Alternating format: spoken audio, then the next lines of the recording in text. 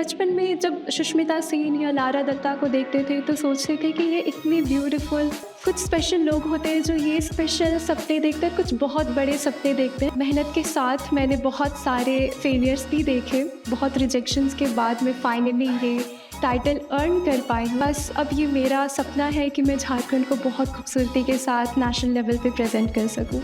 So I always come back stronger. I have seen a lot of failures. और आप जो जो चाहती हैं वो सब पूरा होगा क्योंकि आप विल पावर की मजबूत हैं। बोकारो में क्या कहूँ, मेरा दिल बोकारो में है।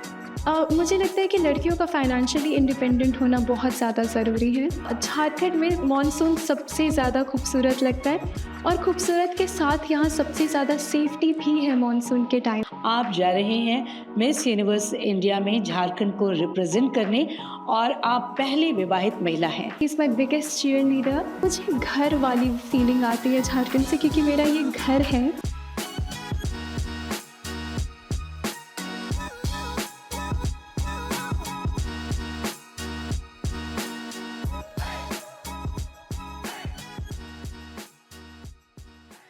जोहार, नमस्कार, स्वागत है आप सभी का द ग्रीन माइक में। द ग्रीन माइक के साथ मैं हूँ सरोज झा और द ग्रीन माइक में हमारे आज के मेहमान हैं मिस यूनिवर्स झारखंड दीपाली रिया। दीपाली रिया जाना माना नाम झारखंड के लिए, और आज ये अवसर हम सबके बीच में मुहैया करा रहा है द ग्रीन माइक। दीपाली रिया के बारे में हम सभी जरूर जानना चाहेंगे। बहुत सारे प्रश्न हैं, खास करके हमारे झारखंड के यूथ्स के, तो आपके प्रश्नों को लेकर हम उनसे आपकी मुलाकात करवा रहे हैं। लेकिन दीपाली रिया जब हमसे मिली और मैंने बियॉन्ड कैमरा उनसे बात की तो उनके बारे में मैं यही सोच रही थी कि जब प्रतिभा, परिश्रम और संकल्प एक साथ आगे बढ़ते हैं तब सफलता स्वयं उनका स्वागत करती है। ऐसी ही प्रेरणादायी व्यक्तित्व की धनी है दीपाली रिया। बोकारो की धरती से निकलकर उन्होंने मिस यूनिवर्स झारखंड 2026 का गौरवशाली क्राउन अपने सिर पर धारण किया, यानी कि झारखंड का गौरव बढ़ाया, झारखंड का मुकुट बनी वो। दीपाली रिया ने ये सिद्ध किया कि सपनों को उड़ान देने के लिए केवल पंख नहीं बल्कि अटूट विश्वास और अथक प्रयास की आवश्यकता होती है। दीपाली रिया ने अपने करियर का शुरुआत आरंभ किया एविएशन क्षेत्र से और आपने इंडिगो और एयर इंडिया जैसी एयरलाइंस में कार्य किया। इंटरनेशनल कैबिन क्रू के रूप में आप इस समय कार्यरत हैं इंटरनेशनल फ्लाइट में।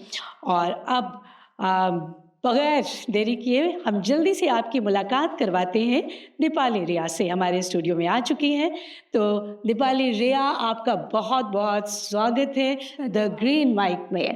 धन्यवाद। और सबसे पहले आपको जोहार। जोहार करती हूँ आपका भी, और really I am so happy to meet you. You look so beautiful. Thank you so much. तो सबसे पहला जो मेरा प्रश्न होगा आपसे वो ये होगा कि कब आपको समझ में आया, कब आपको ये लगा कि मुझे ब्यूटी फील्ड में जाना है, मुझे सौंदर्य प्रतियोगिता में हिस्सा लेना है, और ये लगा था कि मैं इसमें हिस्सा लूँगी और ये क्राउन मेरे सिर पर होगा? बहुत बहुत धन्यवाद सबसे पहले तो इतना ब्यूटीफुल इंट्रोडक्शन के लिए। और रही बात इस सवाल की, तो बचपन से ही करीब मैं 7 से 8 साल की होंगी तब से ही मेरा ये सपना रहा है कि मैं ब्यूटी पैजेंट में पार्टिसिपेट कर सकूं। और बचपन से ही मुझे डांस में भी बहुत रुचि रही। वाह। तो हम बचपन में जब सुष्मिता सेन या लारा दत्ता को देखते थे तो सोचते थे कि ये इतनी ब्यूटीफुल, इतनी खूबसूरत क्वींस है, तो मिस यूनिवर्स और मिस वर्ल्ड होता क्या है। तो हमेशा मैं अपनी मम्मी के पास जाती थी और पूछती थी कि ये लोग कौन है। तो मेरी मम्मी हमेशा बस ये जवाब देती थी कि ये विश्व की सबसे खूबसूरत महिलाएं हैं। तो मैं सोचती थी बचपन में कि ये खूबसूरत महिला कैसे बनते हैं सबसे ज़्यादा। बट बड़े होने के साथ साथ हमें पता चला कि असली खूबसूरती का मतलब क्या है। और मेरी मम्मी का भी मेरे सपने के साथ मेरी मम्मी का भी ये सपना बन गया कि मुझे वो इस ताज के साथ देखे। तो ये आपके साथ सौभाग्य रहा, बिल्कुल। क्योंकि अक्सर होता है कि जब हम छोटे होते हैं, जब भी जैसे कि आपने कहा, आपकी उम्र क्या थी जब आपकी सोच आई थी तो? 7 से 8 साल करीब। क्या बात है! और लड़कियों को इसी उम्र में ये पता चल जाता है कि उन्हें करियर में आगे क्या करना है या उनका झुकाव किस तरफ है। लेकिन हम जो लड़कियां होती हैं वो अक्सर संकोच करती हैं ये बताने में कि मुझे ग्लैमर वर्ल्ड में जाना है, मुझे एक्ट्रेस बनना है, मुझे मॉडल बनना है, मुझे ब्यूटी कॉन्टेस्ट में हिस्सा लेना है। और वहीं अगर आप कहते हैं पेरेंट्स से कि मुझे डॉक्टर इंजीनियर बनना है तो पेरेंट्स बड़े खुश होते हैं। लेकिन ये सवाल सुनते ही कई पेरेंट्स सकते में आ जाते हैं। तो आपका कैसा एक्सपीरियंस रहा था? क्योंकि हम जिस बैकग्राउंड से आते हैं वहाँ पे डॉक्टर, इंजीनियर ये सारे जॉब्स को बहुत ग्लोरीफाई किया जाता है और बिल्कुल करना भी चाहिए। पर कुछ स्पेशल लोग होते हैं जो ये स्पेशल सपने देखते हैं, कुछ बहुत बड़े सपने देखते हैं। तो बिल्कुल मैं कहूँगी कि करेज के साथ जाएँ और वो ट्रस्ट बिल्ड करें पेरेंट्स के सामने, क्योंकि उन्हें एक्चुअली डर होता है क्योंकि हम लोग उस बैकग्राउंड से नहीं बिलोंग करते। बट अगर आप अपना पोटेंशियल शो करेंगे, अपना ट्रस्ट बिल्ड करेंगे, तो बिल्कुल वो आपके भी सपने पे भरोसा करेंगे, जैसे मेरी मम्मी ने मेरे सपने पे किया। और मेरे पेरेंट्स आज बहुत सपोर्टिव हैं। तो इस मामले में आप भाग्यशाली रहीं। बिल्कुल। और एक आपको चूँकि आप चूँकि आप जेन ज़ी से बिलॉन्ग करती हैं, अभी इस चारों तरफ चर्चा है हमारे इस जनरेशन की। और इस जनरेशन में नहीं लगता है कि जो माएँ हैं वो ज़्यादा सपोर्टिव हो रही हैं? बिल्कुल, मेरी मम्मा तो बहुत ज़्यादा सपोर्टिव है और एक्चुअली मुझे इंस्पिरेशन भी उनसे मिलती है। वो होम मेकर है और मेरे पिता ही हम एक ब्रेड अर्नर है हमारे पूरे फैमिली के लिए। पर मेरी मम्मा होम मेकर होते हुए भी मुझे जिस तरह की इनकरेजमेंट देती है, जिस तरह से मुझे आगे बढ़ने की प्रेरणा देती है, वो मेरे लिए एक इंस्पिरेशन है और मैं उस लेगेसी को आगे लेके जाना चाहती हूँ। As a Miss Universe Jharkhand, not just Miss Universe Jharkhand but rather in future Miss Universe India, मैं सिर्फ झारखंड को ही रिप्रेजेंट नहीं करूँगी, मैं सारी उन महिलाओं को रिप्रेजेंट करूँगी जो अपने फैसले लेकर के वो कदम बढ़ाकर अपने सपनों को पूरा करती हैं। बिल्कुल, आपकी जो मनोकामना है वो पूरी हो। ग्रीन माइक की ओर से आपके लिए यही शुभकामना रहेंगी। और हम सब भी इस दिन को याद करेंगे कि हमने कभी रिया से मुलाकात की थी और ये बातें की थी। तो हमारे लिए भी वो अवसर बहुत ही सुखद होगा।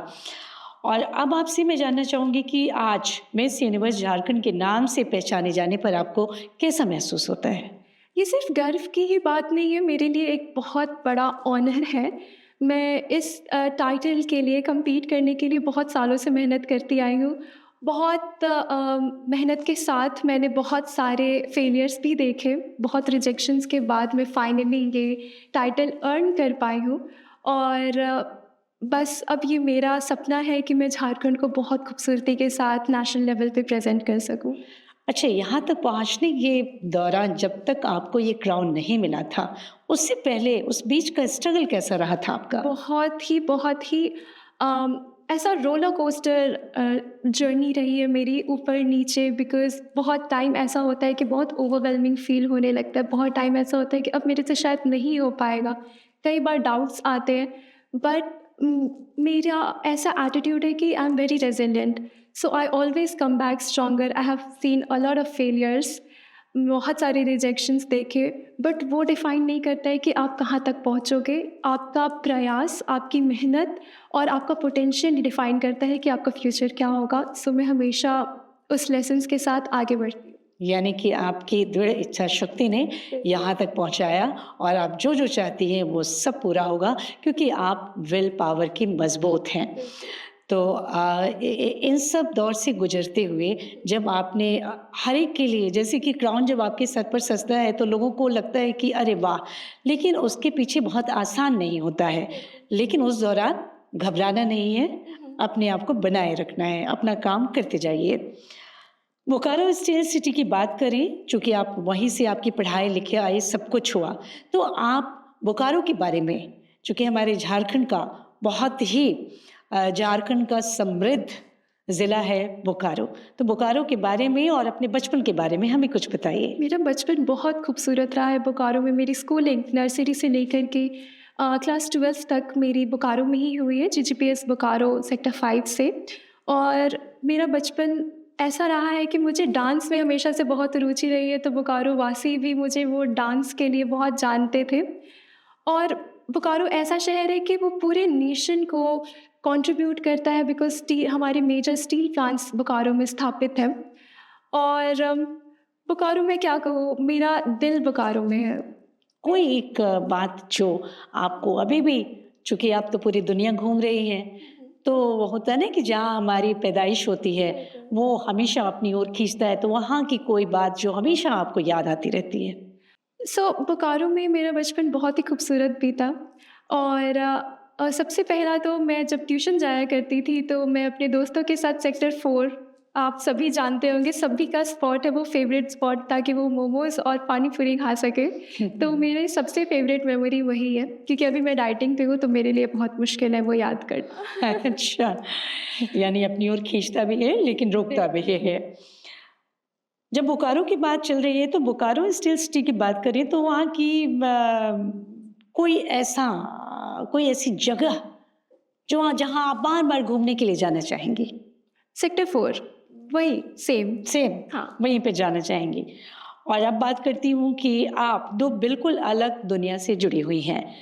35,000 फीट की ऊंचाई पर केबिन क्रू की जिम्मेदारी और अब पेजेंट स्टेज की चमक। क्या आपको ये दोनों दुनिया एक दूसरे से जुड़ी हुई लगती है या फिर बिल्कुल अलग लगती है? मुझे लगता है कि ये दोनों ही दुनिया एक दूसरे से जुड़ी हुई है। सबसे पहला मेरा बचपन से ही ये इंटेंशन था कि मुझे ब्यूटी पैजेंट्स में आना है, बट मेरा कैबिन क्रू जॉब जॉइन करना भी वन ऑफ द रीजंस है कि मैं अपने आप को पर्सनालिटी वाइज डेवलप कर सकूं। अगर मैं कैबिन क्रू बनती हूँ, तो ट्रैवल एक ऐसा माध्यम है जिसके वजह से मुझे बहुत सारे नॉलेज और बहुत सारे अलग अलग स्टोरीज़, लोगों से मिलने का मौका मिलता है, बहुत सारे एक्सपीरियंस करने का मौका मिलता है। तो सिर्फ मैं अपने आप को राज्य स्तर पे ही नहीं, या फिर नेशनल स्टेज तक ही नहीं, बट इंटरनेशनली अपने आप को इन्विजन करती हूँ। और ये एक जॉब ऐसा है जो मुझे उस लेवल के लिए प्रिपेयर करने का एक रोल प्ले कर रहा है। प्लस आपने जैसा कहा कि ये दोनों दुनिया में बैलेंस कर रही हूँ, कैसे? हाँ। ऑफ कोर्स वो बहुत डिफ़िकल्ट रह रहा है, क्योंकि मैं प्रिपरेशन कर रही हूँ। ऐसा कुछ रह रहा है कि मैं अपनी फ़्लाइट्स कर रही हूँ और डे ऑफ में वापस आ रही हूँ इंडिया ट्रेनिंग के लिए। फिर जितने भी छोटे-छोटे एस्पेक्ट्स हैं, मैं सारे कुछ प्रिपेयर कर रही हूँ, फिर वापस ड्यूटी पे जा रही हूँ, क्योंकि मुझे लगता है कि लड़कियों का फाइनेंशियली इंडिपेंडेंट होना बहुत ज़्यादा ज़रूरी है। और ये एक जॉब है जिसके वजह से मैं अपने सारे प्रिपरेशंस कैरी फॉरवर्ड कर पा रही हूँ। यानी कि जो आपका जॉब है वो भी पसंदीदा है बिल्कुल। और ये आपको सपोर्ट करता है बिल्कुल। आपके सपनों को पूरा करने में। आपने कहा कि आप अपने जॉब के माध्यम से अलग-अलग जगहों पे घूमती हैं और आप बहुत खुश हैं इस जॉब में आकर के। तो कोई ऐसी शख्सियत जिससे आप मिलने का सोचती भी नहीं थी आप, और इस दौरान आपको यात्रा के दौरान, आपकी ड्यूटी के दौरान उनको देखने या मिलने का मौका मिला? मुझे बहुत सारे एक्टर और एक्ट्रेसेस से मिलने का मौका मिला। और मैं ये कहना चाहूँगी कि सिर्फ एक्टर एक्ट्रेस से नहीं, जो हमारे कस्टमर्स होते हैं, जब हम उनसे भी मिलते हैं, तो उनके जब स्टोरीज़ जानते हैं, तो भी हम बहुत आश्चर्य होते हैं कि अच्छा, ये इनके साथ ऐसा हुआ और वो अब यहाँ पे है। तो उससे भी बहुत प्रेरणा मिलती है।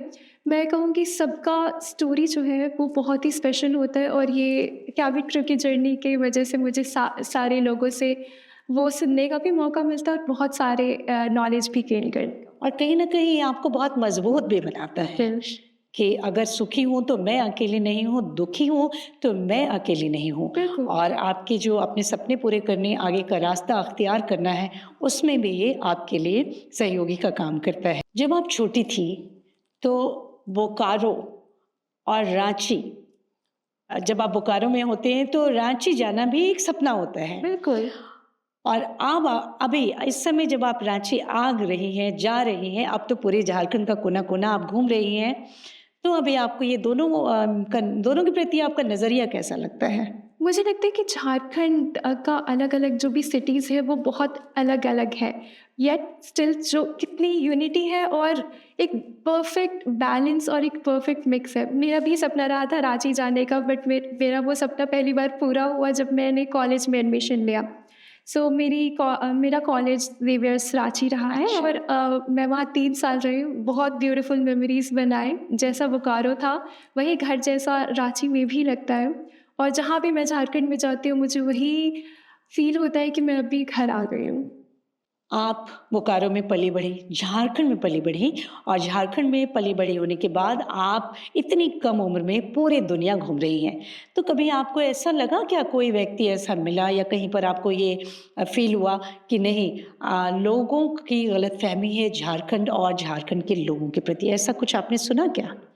गलतफ़हमी तो नहीं बोलूँगी, मैं अभी as a international cabin crew काम कर रही हूँ और इनफैक्ट जब मुझे इंडिया के ही केबिन क्रू मेरे फ़्लाइट पे मिलते हैं तो और जब वो पूछते हैं कि आप कहाँ से हो तो मैं बताती हूँ कि मैं झारखंड से, तो वो मतलब आश्चर्यचकित हो जाते हैं कि अच्छा झारखंड से भी यहाँ पे केबिन क्रू है।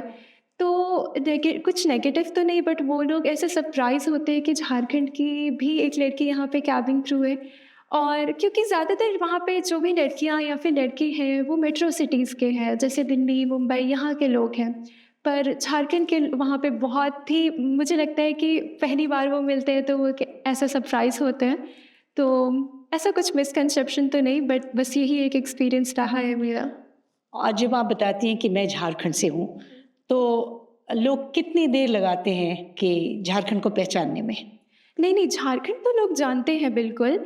बस उन्हें ये सरप्राइज़ होता है कि यहाँ तक वो लड़की झारखंड से निकल के पहुँची है, क्योंकि मैं ये कहूँगी कि लोगों के पास ना अपॉर्च्युनिटीज़ है, बट वो ग्रैब नहीं कर पाती हैं लड़कियाँ, क्योंकि उन्हें वो पाथवे नहीं मिल पाता, एक रोड मैप नहीं मिल पाता।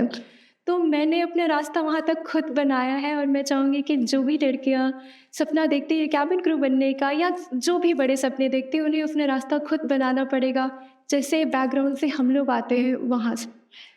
जैसे जैसे मैं कहीं पर मुझे कोई बोले, अच्छा झारखंड झारखंड किधर, तो मैं बोलती हूँ महेंद्र सिंह धोनी, हमारी सावित्री पूर्ति। तो जब मैं बताने लगती हूँ तो फिर बिल्कुल, महेंद्र सिंह धोनी को तो सब जानते हैं, उनका नाम लेने से सब पहचान जाते हैं कि ये तो अच्छा झारखंड, रांची। और अब रिया के नाम से झारखंड को जानेंगे लोग और जान रहे हैं लोग। बिल्कुल। इंटरनेशनल केबिन क्रू बनने का फैसला आपने कैसे लिया और ये सफ़र आपको दुबई में एमिरेट्स तक कैसे लेकर गया था? मैं जैसा कि मैंने बताया कि मेरा सबसे पहले सपना हमेशा से यही रहा है कि मैं ब्यूटी पेजेंट में जा सकूं और रिप्रेजेंट कर सकूं अपनी स्टेट और नेशन को।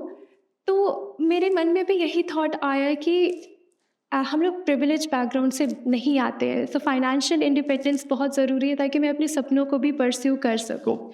सो मैंने सोचा कि कैबिन क्रू मतलब ये करियर हम लोग ऑप्ट कर सकते हैं, क्योंकि इसमें मेरी पर्सनालिटी डेवलप भी होगी, मुझे ट्रैवल करने का भी मौका मिलेगा और साथ में वो फाइनेंशियल इंडिपेंडेंस की वजह से मैं अपने सपनों को परस्यू कर सकूँगी। तो यही रीज़न था कि मैं cab as a cabin crew join की और आज मैं दोनों चीज़ें अपने परस्यू कर सकती हूँ, अपना जॉब भी और अपना सपना भी। अच्छा, अगर आप बाहर रहती हैं, तो अक्सर होता है कि हम लोग बाहर जाते हैं तो लोग पूछते हैं कि मुझे भी झारखंड आना है, तो आप बताइए कि वहाँ कहाँ घूमूँ? तो आपसे अगर ऐसा कोई प्रश्न पूछते हैं, तो आप उनको क्या कहते हैं कि सबसे पहले आपको झारखंड में कहाँ जाना चाहिए? सबसे पहले तो मेरा फेवरेट डेस्टिनेशन है झारखंड में पसरातू और नेतरहाट। ये दोनों जगह इतनी ब्यूटीफुल हैं, इतने ब्यूटीफुल फॉल्स हैं और स्पेशली मॉनसून में तो आप सभी को यहाँ ज़रूर आना चाहिए। जब आपने मॉनसून की बात की रिया, तो मैं जैसे कि बाकी जब बारिश का मौसम होता है तो लोग उस समय अपना टूर प्लानिंग कैंसिल करते हैं या उनको रोक कर रखते हैं, लेकिन झारखंड एक ऐसा जगह है जहाँ पर मॉनसून के समय आपको और अधिक यात्रा में आनंद आता है।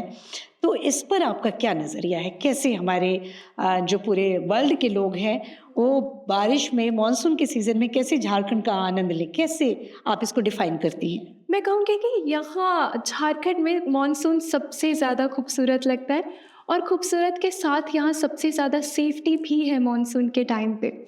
सो मैं आप सभी को कहूँगी कि झारखंड ज़रूर आए और यहाँ पे पतरातू, नेतरहाट और जितने भी फॉल्स हैं वो ज़रूर घूमें, क्योंकि खूबसूरती के साथ यहाँ पे आपकी सेफ्टी भी है। सेफ डेस्टिनेशन के रूप में मानसून में के टाइम में हमारा झारखंड तो स्वर्ग से भी सुंदर हो जाता है। सही बात। हर हफ्ते अलग अलग देशों की यात्रा करने से क्या आपने अपने राज्य और अपनी संस्कृति को देखने का आपका नज़रिया बदला है क्या?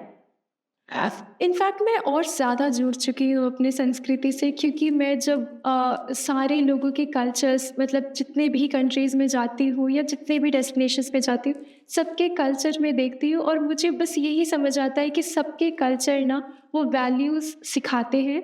और मैं जिस कल्चर से आती हूँ वहाँ पे भी सबसे ज़्यादा वैल्यूज़ और रिस्पेक्ट ये चीज़ों को सिखाया जाता है। तो मैं जब सभी के कल्चर को देखती हूँ तो मैं और भी जुड़ाव अपने कल्चर से महसूस करती हूँ। अच्छा, आप तो उड़ान भरती हैं और इस दौरान उड़ान भरने के दौरान, यात्रा के दौरान कोई भी व्यक्ति आपको ऐसा मिला जिसको आपने कहा मैं झारखंड से हूँ और वो नहीं जानता है? हाँ, हाँ, ऐसा बहुत बार होता है। मतलब ऑफ़ कोर्स अगर हम इंडियन केबिन क्रू अगर मिलते हैं, तो वो जानते हैं, बट जो नहीं होते उनको हम बताते हैं तो वो लोग भी इनफैक्ट इंटरनेशनली भी महेंद्र सिंह धोनी के नाम से जानते हैं। तो वो बताने से सबको समझ आता था, अच्छा झारखंड, ठीक। और हमारा झारखंड तो प्रतिभाओं की नगरी है। बात करें कि कौन सा ऐसा क्षेत्र नहीं है जहाँ पर झारखंड की बेटी और बेटियां ने अपना नाम ऊंचा नहीं किया है, झारखंड का पताका नहीं फहराया है। और अब आप हमें ओरमांझी के तरंग वाटर पार्क में हुई आपकी क्राउनिंग नाइट पर ले चलिए। जब आपके लिए सिर पर ताज सजाया गया, उस पल आपके मन में क्या चल रहा था? Uh, मैं actually I can not even express into words how I was feeling. मेरा जब नाम वहाँ अनाउंस हुआ, इनफैक्ट नाम से पहले वो टैग नंबर हमारा लगा होता है, अच्छा। हुआ था। तो आई वाज शेकिंग, मैं बस्ट आउट हो गया, ऐसा रोने लगी कि मेरा इतने सालों का जो मेहनत है वो सारे मेरे नज़र के सामने आने लगा और मैं इतना रोई। इनफैक्ट मेरा क्राउनिंग हो रहा है और मैं रो रही थी वहाँ पे और इतनी खुशी हो रही थी। मेरी मम्मा पापा सबने वो विटनेस किया ऑन वीडियो कॉल, वो लोग वहाँ थे नहीं। अच्छा। ऐसा फील हो रहा था कि सपने सच होते हैं अगर आप उसको पाने की चाह हो और आप मेहनत करते रहो। आपने जो ये क्राउन जीता, आपने जो हिस्सा लिया, पार्टिसिपेट किया, तो क्या ये पहली बार आपने पार्टिसिपेट किया था और पहली ही बार में ये अचीवमेंट आपको मिला? नहीं, एक्चुअली मैं 3 सालों से ट्राई कर रही हूँ और फिर फाइनली अब जा कर के मुझे ये टाइटल। तो आपको लग रहा था, आपके मन में क्या चल रहा था? 1% में था कि नहीं ये क्राउन मुझे ही मिलने वाला है, ऐसा कुछ चल रहा था क्या? कितनी श्योर थी आप?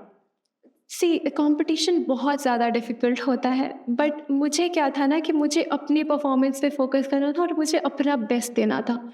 तो उस रात जब हमारा वो नाम अनाउंस होने वाला था विनर्स का, उससे पहले मैं इतनी श्योर तो हो गई थी कि मैंने अपना बेस्ट दिया है, and now rest everything is up to God.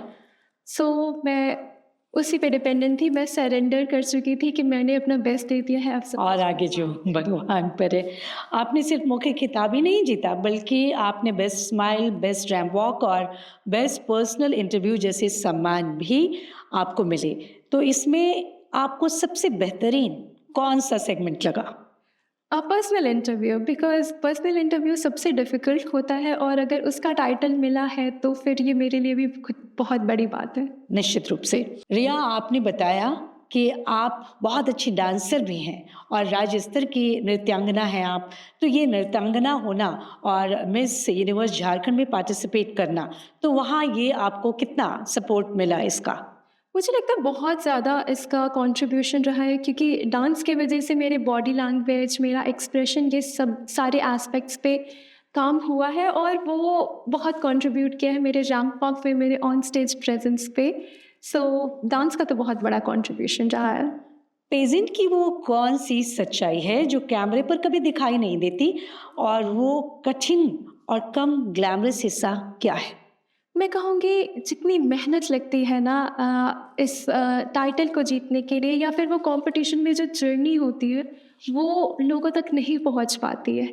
जो हर एक लड़की वहाँ आती है वो एक स्टोरी लेकर के आती है, अपना बैकग्राउंड वो लेकर के आती है, और वो बहुत सारे रिस्पॉन्सिबिलिटीज़ और बहुत सारे सपने कैरी कर रही होती है। तो वो चीज़ है ना, वो दिख नहीं पाता है लोगों को।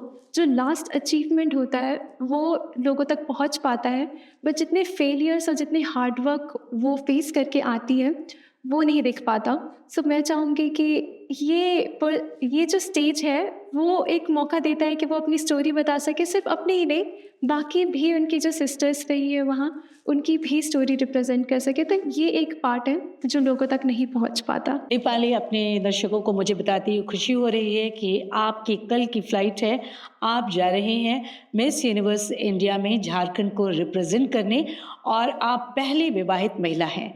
तो कैसी फीलिंग है आपकी?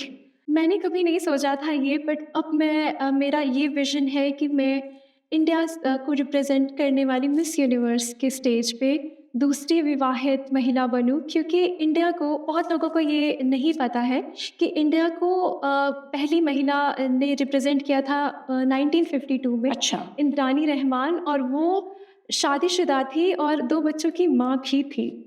सो उसके बाद कभी किसी विवाहित महिला ने मिस यूनिवर्स में रिप्रेजेंट नहीं किया है इंडिया को, और मैं इस आशा के साथ जा रही हूँ कि मैं ये मिस यूनिवर्स इंडिया जीतूँ और मिस यूनिवर्स के स्टेज पे दूसरी महिला बनूँ जो इंडिया को रिप्रेजेंट करे। चलिए, बहुत सारे हम सब की तरफ से आपके लिए, पूरे झारखंड की तरफ से बहुत शुभकामनाएं हैं, और ज़रूर होगी आपकी ये मनोकामना, और हमारे झारखंड की मनोकामना भी यही है। अक्सर ये धारणा रही है कि पेजेंट सिर्फ अविवाहित महिलाओं के लिए होता है, जो अनमैरिड विमेन होती हैं, लड़कियां होती हैं, उनके लिए ही होता है। आपने इस सोच को चुनौती देने का फैसला क्यों किया? मैं कहूँगी कि मिस्टर और मिस्टर में जब कोई डिफरेंस नहीं होता है तो मिस और मिसेस में क्यों डिफरेंस हो। और आपका मैरिटल स्टेटस या आपका बैकग्राउंड ये डिफाइन नहीं करता है कि आप कहाँ तक पहुँच रहे हो या फिर आपके सपने पूरे होंगे या नहीं। ये कोई लिमिटेशन नहीं है या कोई बाउंड्री नहीं है। आप बहुत ज़्यादा ग्रो करोगे जब आप बहुत अच्छे लोगों के साथ और बहुत अच्छे माइंडसेट लोगों के साथ रह रहे हो। आपका जो सर्किल है वो भी बहुत मैटर करता है। दीपाली, आपकी शादी हो गई है, तो हमारे ऑडियंस ज़रूर जानना चाहेंगे कि आपकी शादी कब हुई? अभी 6 महीने पहले, 6 या 7 महीने पहले ही मेरी शादी हुई है। चलिए, बहुत बधाई हो आपको। और आपकी शादी अभी नई-नई हुई है, और आपने इस नई शादी में ये तय किया कि मुझे पार्टिसिपेट करना है अगले कॉम्पिटिशन में, अगली प्रतियोगिता में। तो जब आपने प्रतियोगिता में भाग लेने का डिसीज़न लिया, तब आपके परिवार और ख़ासकर आपके पति का क्या रिएक्शन रहा? मैं बोलूँगी कि मेरी फैमिली का और स्पेशली मेरे हस्बैंड का बहुत बड़ा रोल रहा है। वो he is my biggest cheerleader and बहुत सपोर्ट मिल रहा है। आप अपने शब्दों में बताइए कि इस मंच के माध्यम से आप सबसे पहले कौन-सी सामाजिक सोच या रूढ़ी को बदलना चाहेंगे? मैं ये सोच ज़रूर बदलना चाहूँगी कि मैंने ये बताया कि आप कहाँ से आते हैं या फिर आपका मैरिटल स्टेटस क्या है, ये आपका फ्यूचर डिफाइन करेगा। बट मैं ये बोलना चाहूँगी कि आपका जो पोटेंशियल है, आपका टैलेंट है और आपका जो पैशन है वो आपका फ्यूचर डिफाइन करेगा। कोई सर्कमस्टांसेस नहीं या फिर लोगों की बात आपका फ्यूचर डिफाइन नहीं करेंगे। किसी छोटे शहर या गांव की लड़की जिसकी शादी हो जाती है, और उससे कहा जाता है, जब वो अपनी बात रखती है तो उससे कहा जाता है कि अब तुम्हारे सपनों की उम्र खत्म हो गई है, तो उनके लिए आप क्या कहना चाहेंगे कम शब्दों में? मैं ये कहना चाहूँगी कि सपने देखते रहे और हम उस करेज के साथ आगे बढ़े कि वो सपने पूरे होंगे, और अपने आप पे भरोसा रखें। आपके लिए आत्मनिर्भरता और आत्मविश्वास का वास्तविक अर्थ क्या है? सिर्फ बड़े बड़े शब्द, या उससे भी कुछ आगे? मैं कहूँगी कि शब्द तो नहीं, पर जो आप एक्शन ले रहे हैं वो असली मीनिंग डिफाइन करता है। क्या आपको लगता है कि झारखंड में शादी और महिलाओं की महत्वाकांक्षाओं को लेकर सोच बदल रही है, या बदलाव अभी भी धीरे हो रहा है?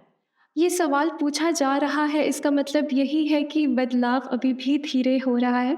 आई वुड से कि बट मैं भी एक एग्जांपल हूँ कि बदलाव हो रहा है।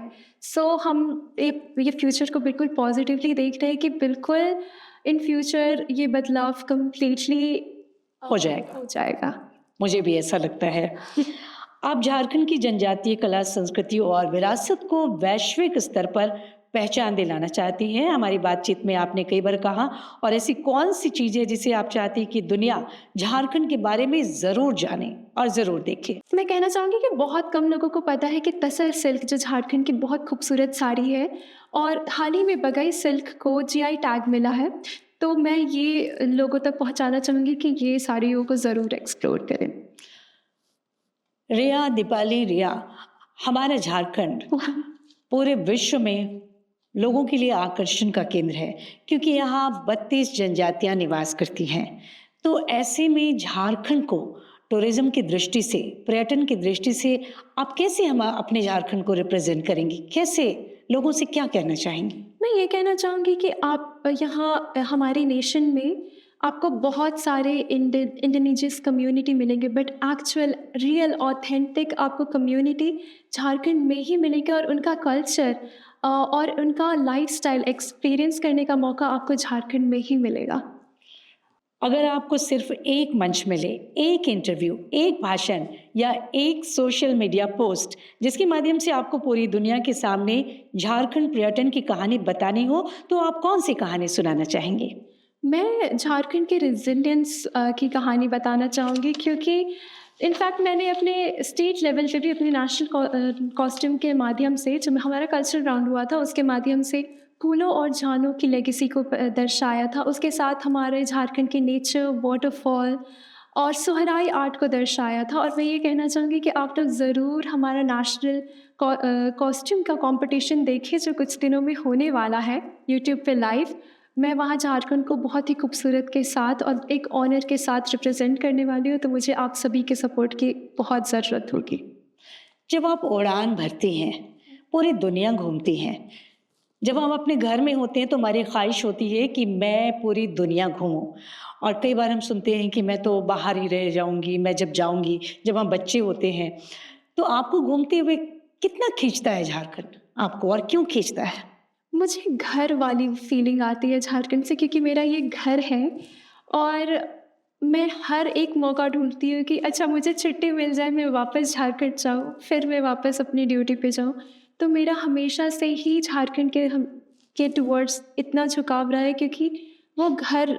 ये तो घर वाली कनेक्शन हुई कि जहाँ हमारे परिवार हैं वो तो हमें खींचेगा ही, लेकिन झारखंड जो पर्यटन की दृष्टि से है, झारखंड की जो भौगोलिक सीमाएं हैं, यहाँ की जो खूबसूरती है, जिसको आप कह सकती हैं फिजिकली भी जो इसकी खूबसूरती है, और जो हम आत्मिक रूप से महसूस करते हैं, तो उस झारखंड को आप कैसे देखती हैं?